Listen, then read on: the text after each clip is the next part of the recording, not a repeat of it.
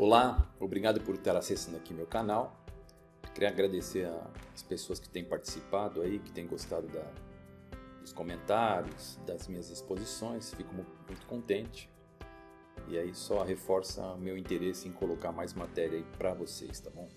Neste canal aqui falo sobre temas do direito do trabalho, coisas que eu aprendi e continuo a aprender ao longo de mais de 30 anos de experiência nesta área, tá? Nessa aula eu vou falar sobre adicional de insalubridade. Então, se você nunca ouviu falar, não sabe muito bem o que é insalubridade, onde que está previsto, quais são as regras, você vai aprender aqui nesta aula, tá bom? Então vamos lá, vamos começar aqui a nossa explanação. Bom, primeira coisa, na Constituição, tá? Constituição de 88, no artigo 7º, ela fala o seguinte: são direitos dos trabalhadores urbanos e rurais, além de outros, que visem a melhoria de sua condição social, o quê? Inciso 23. Adicional de remuneração para as atividades penosas, insalubres ou perigosas na forma da lei. Então, a Constituição já traz esse direito social do trabalhador, que é o adicional de insalubridade para algumas situações previstas em lei. Esse é o primeiro ponto. Segundo ponto, aí nós vamos para a definição, está prevista onde? Na CLT, no artigo 189, que fala o seguinte: serão consideradas atividades ou operações insalubres aquelas que, por sua natureza, condição ou método de trabalho, exponha os empregados a agentes nocivos à saúde, acima dos limites de tolerância fixados em razão da natureza e da intensidade do agente e do tempo de exposição aos seus efeitos. Então, esta é a definição aqui de insalubridade, tá? E ela, ainda no artigo 190, ela fala que o Ministério do Trabalho aprovará o quadro das atividades e operações insalubres e adotará normas sobre os critérios de caracterização da insalubridade, os limites de tolerância aos agentes agressivos, meios de proteção e o tempo máximo de exposição do empregado a esses agentes. Tá? Então, a Constituição garante esse direito ao trabalhador, a um adicional de insalubridade, quando ele trabalhar em condições insalubres. A CLT dá uma norma geral, o que vai ser considerado insalubridade, e ela fala também que o Ministério do Trabalho vai aprovar o quadro, onde ele vai dizer o que é uma atividade insalubre, qual é o nível da insalubridade e o que não é considerada atividade insalubre. E aí o artigo 192 ele fala o seguinte, que o exercício de trabalho em condições insalubres, acima dos limites de tolerância estabelecidos pelo Ministério do Trabalho, ou seja, o Ministério do Trabalho vai falar, até aqui você pode trabalhar normal. Passou desse limite, a atividade vai ser considerada insalubre. Tá? De forma geral, o Ministério do Trabalho vai falar isso. Então, sendo atividade insalubre, vai ser assegurado ao empregado a percepção de um adicional, respectivamente, de 40%, de 20% ou de 10% sobre o salário mínimo da região, segundo as classificações nos graus máximo, médio e mínimo. Ou seja, a insalubridade é em grau máximo. Então, você tem que pagar, o trabalhador tem direito a 40% sobre o salário mínimo. Não, a insalubridade é em grau médio. Então, é 20% sobre o salário mínimo. Ou a insalubridade é mais leve, é em grau mínimo. Então, a empresa é obrigada a pagar somente 10% do salário mínimo. Tá? Então, com base nessas normas, o Ministério do Trabalho, através da Portaria 3214 de 1978, aprovou várias normas regulamentadoras, que a gente conhece como NR. Tá? Eu tenho aqui no canal uma aulinha sobre norma regulamentadora. Se tiver interesse, dá uma pesquisa aí no meu canal, você vai encontrar, aí você tem uma ideia geral assim, do que são essas normas regulamentadoras. Tá? Mas, dentro dessas normas, existe a NR número 15, que é a norma regulamentadora onde o Ministério do Trabalho trata de todas as atividades e operações insalubres.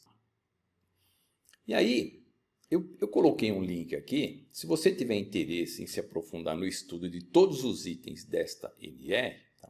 Você pode procurar nesse site aqui, que é um site ligado ao antigo Ministério do Trabalho, tá? Que hoje é uma secretaria ligada ao Ministério da Economia.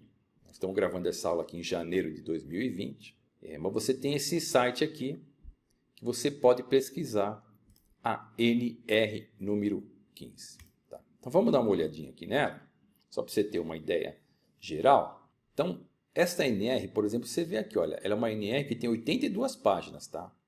Então, é uma norma grande, tá? Ela é uma norma que prevê limites, por exemplo, aqui nós estamos falando de limite de ruído, tá? Anexo 1 fala sobre limite do ruído, até qual é a exposição que o empregado pode ficar em um determinado ruído. Ela tem vários anexos, tá? Vai tratando de vários outros assuntos, por exemplo, ruído de impacto, exposição ao calor. Aí traz vários quadros de minutos, uma coisa muito detalhada, tá? Isso aqui você estuda geralmente em curso de segurança e medicina do trabalho. Eu fiz esse curso de técnico de segurança em 1985. Tive a oportunidade de estudar outras normas além dessa NR15. Tá? Então, essa norma ela é extensa, tá? Ela prevê várias coisas. Você pode se aprofundar, por exemplo, trabalho sobre condições hiperbáricas. Ela vai ter uma série de regramentos aqui, tá? E assim sucessivamente. Tá? Então, você já tem a fonte. Se você quiser se aprofundar no estudo da NR15, quais são as atividades consideradas insalubres? Quais são os limites de tolerância que o empregado pode trabalhar sem usar EPI, por exemplo? Tá? Qual a quantidade de tempo que ele pode ficar exposto a determinada situação? Você vai encontrar tudo nesta norma, que, repito, é muito detalhada. Muito bem. Mas aqui eu vou dar alguns exemplos, tá? Os exemplos mais comuns de insalubridade que a gente se depara aí no dia a dia, tá? Trabalhadores que estão expostos a ruídos acima de 85 decibéis, por exemplo, geralmente em fábricas, você tem lá que medir o ruído para saber se está acima de 85. Se estiver acima de 85, a empresa pode, por exemplo, fornecer o equipamento de proteção. Você tem lá o protetor auricular tipo plug, que é aquele amarelinho que você coloca. Ou, se for um ruído mais intenso, você pode utilizar o equipamento, o protetor auricular tipo concha. Tá? Por exemplo, quem trabalha no interior de câmeras frigoríficas, geralmente trabalhadores em mercado, lá na parte de açougues ou de congelados. Tá? Então, geralmente, esse pessoal pode estar exposto à atividade insalubre. Às vezes, o equipamento de proteção individual ele pode não ser suficiente para neutralizar a ação do agente agressor. E aí vai ser caracterizada a insalubridade. Outro exemplo, trabalhadores que estão expostos a agentes químicos. Por exemplo, quem trabalha com fabricação de tinta, esmaltes, quem trabalha com pintura, usinagem, que mexe muito com óleo mineral, por exemplo, pode ser caracterizado insalubridade ou não. Isso vai depender de um laudo para constatar se a atividade é ou não insalubre. Ou trabalhadores que estão expostos a agentes biológicos, por exemplo, quem trabalha em hospitais, ele está exposto lá a doenças, a contaminações. Trabalhadores que fazem o recolhimento de lixo urbano, né? Geralmente no Serviço Municipal de Recolhimento de Lixo Urbano. Pessoas que trabalham em laboratórios fazendo análise. Então, esses são alguns exemplos de atividade que pode ser considerada insalubre. Mas aí, repito, a NR15 ela traz todo o regramento, o que vai ser considerado insalubridade. Tá? O item 15.4.1 da NR15, por exemplo, ela fala o seguinte, que a eliminação ou neutralização da insalubridade deverá ocorrer a.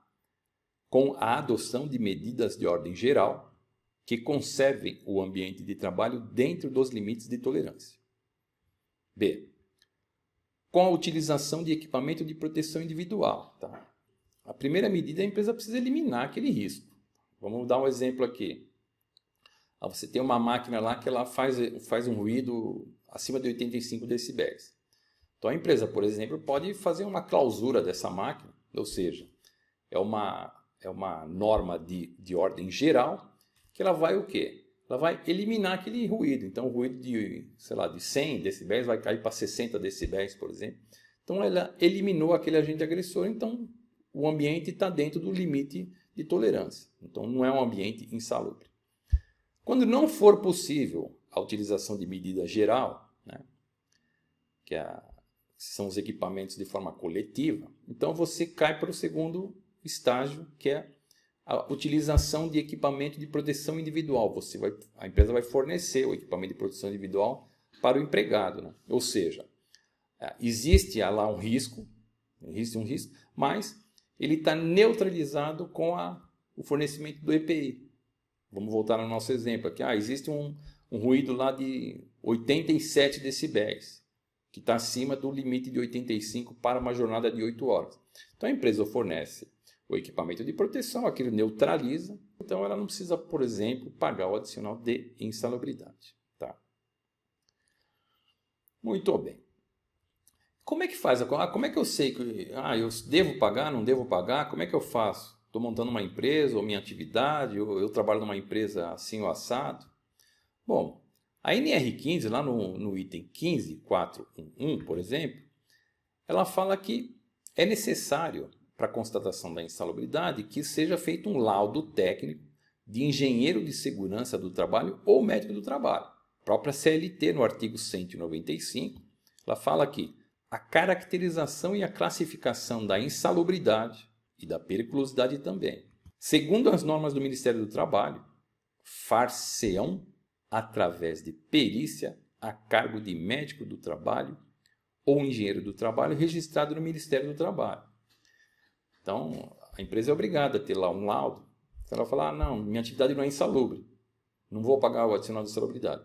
Então, ela tem que ter um laudo assinado por um médico do trabalho ou engenheiro do trabalho informando que por que não tem, quais são as medições, qual é o número do ruído e assim sucessivamente. Então, vai ser feito esse laudo e a empresa caracteriza ou não a atividade insalubre conforme o laudo. Às vezes você tem discussões, a empresa fala que não tem insalubridade, o funcionário reclama na justiça o adicional de insalubridade, o juiz vai lá e nomeia um perito para fazer a apuração, o perito vai até a empresa, faz as medições e conclui se é ou se não é insalubre aquela atividade e qual é o nível da insalubridade. Então é desta forma, é sempre através de um laudo técnico.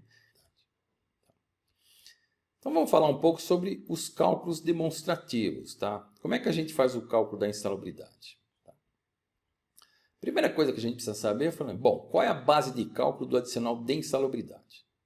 A gente já viu lá que na CLT, artigo 192, fala que o cálculo deve ser sobre o salário mínimo. Tá?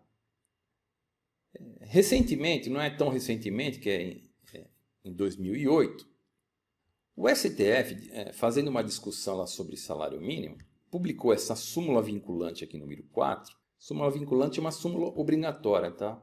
As cortes inferiores têm que obedecer o que o STF falou quando se tratar de súmula vinculante. Ela falou o seguinte, naquela oportunidade: salvo nos casos previstos na Constituição, o salário mínimo não pode ser usado como indexador de base de cálculo de vantagem de servidor público ou de empregado, nem ser substituído por decisão judicial. Então, depois dessa súmula vinculante aqui, começou a ter interpretações diferentes. Então, o adicional de insalubridade não pode ser calculado pelo salário mínimo. Tem que ser, por exemplo, calculado sobre o salário do trabalhador. Né? Aí, em razão disso, o TST veio e publicou essa súmula 228, falando o seguinte, olha, a partir de 9 de maio de 2008, data da publicação da súmula vinculante número 4 do Supremo Tribunal Federal, o adicional de insalubridade será calculado sobre o salário básico, salvo o critério mais vantajoso fixado em instrumentos coletivos. Então isso causou um problema, porque você tinha lá funcionário que ganhava 20% de insalubridade, vamos pegar um salário mínimo de R$800, então a empresa pagava R$160. A partir dessa súmula aqui do TST, tinha tinha que calcular sobre o salário do trabalhador. Você tinha funcionário que ganhava 5 mil, por exemplo. Então a empresa pagava 160, 20% sobre o salário mínimo. Passou a pagar 20% sobre o salário, que era R$1.000. Então, evidentemente, as indústrias, a parte de comércio, todas as confederações começaram a brigar com isso e entraram com uma reclamação. Essa reclamação número 6.266, junto ao STF. E aí, nessa reclamação aqui, ao final do julgamento, demorou alguns anos, tá? O STF anulou essa súmula aqui, basicamente informando que o tribunal não poderia substituir a base de cálculo. Então, o que acontece? Hoje, ela prevalece ainda o entendimento de que o adicional de insalubridade ele deve ser calculado sobre o salário mínimo, tá? Exceto se algum acordo ou convenção coletiva prevê outra base. Você pode ter aí na sua categoria, por exemplo, na convenção coletiva está previsto que o adicional de insalubridade será pelo piso da categoria, por exemplo. Então, você vai aplicar aquela regra específica para aquela categoria. Mas, de forma geral, ainda o cálculo do adicional de insalubridade é feito com base no salário mínimo. Tá?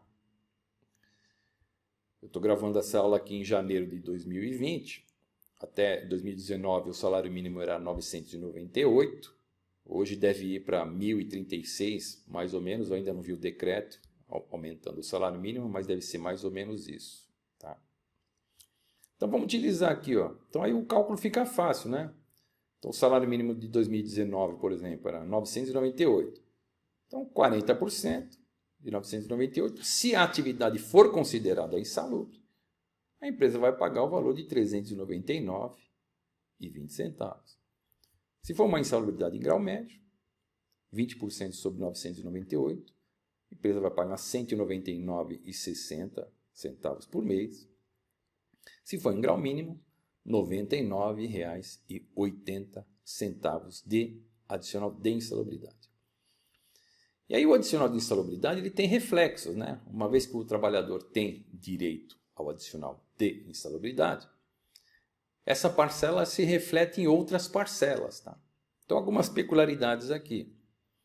Por exemplo, como o cálculo aqui é mensal, né? Então aqui é por mês, é 40% do salário mínimo, o salário mínimo já é um salário por mês, tá? Então, não há que se falar em pagamento de DSR, por quê? É um salário mensal, então não tem reflexo no DSR.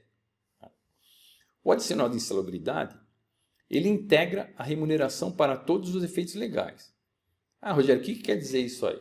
Por exemplo, se você recebeu ao longo de 12 meses, por exemplo, o adicional de insalubridade, então você vai ter também esse reflexo nas férias. Então, nas férias, por exemplo, você vai receber o salário e mais a integração da insalubridade. Por exemplo, o salário de 2.000 de férias, mais o reflexo da insalubridade. Então, você vai receber lá 2.000 de salário base, mais 199 de, exemplo, tá?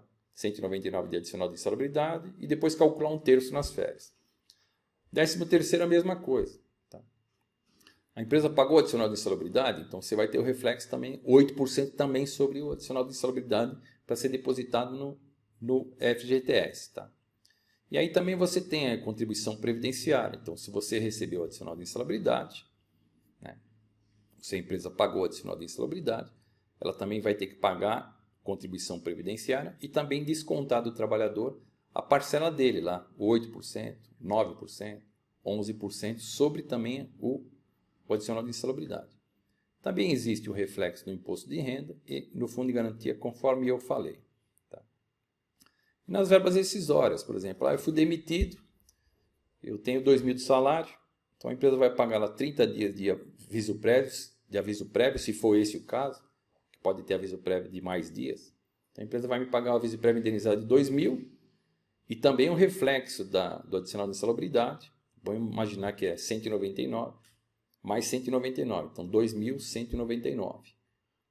Isso aí é em campo separado, mas existe esse reflexo aqui só para você ter uma noção aí como é que é feito este cálculo, tá bom? Então, pessoal, essa aula é isso aí, eu dei uma ideia geral de o que é o adicional de insalubridade e onde você encontra o que é atividade insalubre, qual é a disposição, qual é o regramento. Né? como é que faz para você apurar através de laudo. Então você já tem uma ideia básica aí. Se você tem direito ao adicional ou se sua empresa tem que pagar o adicional de insalubridade. Tá bom? Continua aí com a gente no nosso canal. Eu falo aqui sobre temas do direito do trabalho. Eu tenho aí, já mencionei para vocês, quer se aprofundar na norma regulamentadora. Tem aí um vídeo que eu falo alguma coisa. Também estou postando aí nos próximos dias uma aula igual a essa sobre adicional de periculosidade, para dar uma ideia geral para vocês, tá bom? A gente fica aqui, se despede, te desejo sucesso, tá bom? Aquele abraço.